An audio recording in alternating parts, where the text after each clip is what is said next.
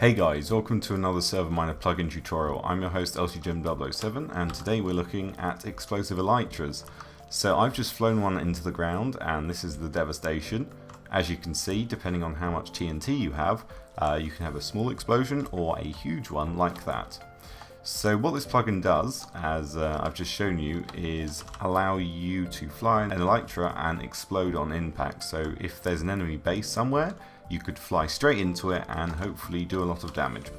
So in the config file, which we'll take a look at a bit later, you can change things like the items you require, how much of them you have, and the multipliers and how much damage and whether there's fire, blocks are broken, all of that good stuff.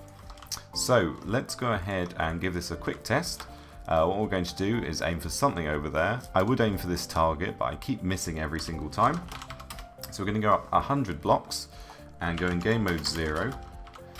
And then we are going to go for it. And as you can see, I'm a really bad Elytra pilot. Here we go. Yes, we actually hit it. And kaboom.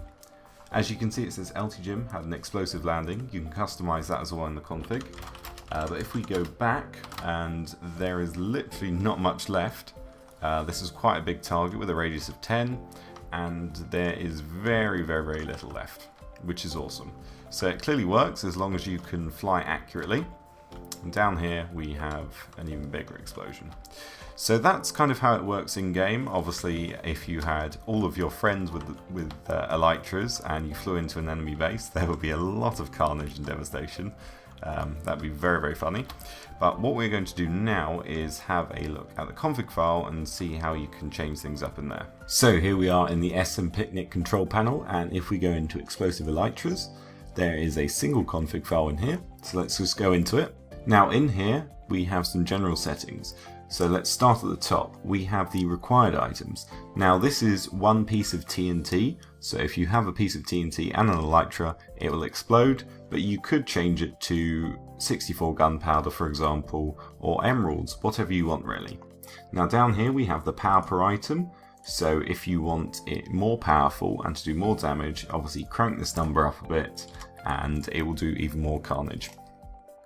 Then we have the explosion multiplier, so you can enable this and have the maximum power of 16. Down a bit more we have whether it consumes the items on explosion, obviously that's probably a good idea to have, and the allowed world. So if you have a creative world, you probably don't want people flying about exploding into things.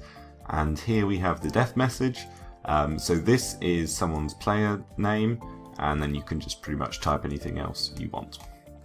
Then we have some explosion settings, so whether it breaks blocks, whether it sets fire to things, and whether there are fireworks, which is a nice touch.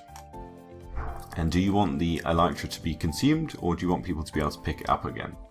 Scroll down a bit more and we have the horizontal impact settings. So the minimum damage on the player, and the vertical impact settings and the damage they get as well. So that is pretty much everything in the config file. Obviously you can mess around with all of those values and the required items to make it more interesting, but that is how you use it. You can obviously download it for free in the description below. If you need a server to host it on, obviously check out serverminer.com for the best and free server hosting around. And if you want to check me out, I will be in the description as well. But that's it for me. Subscribe, like, comment, and I will see you next time.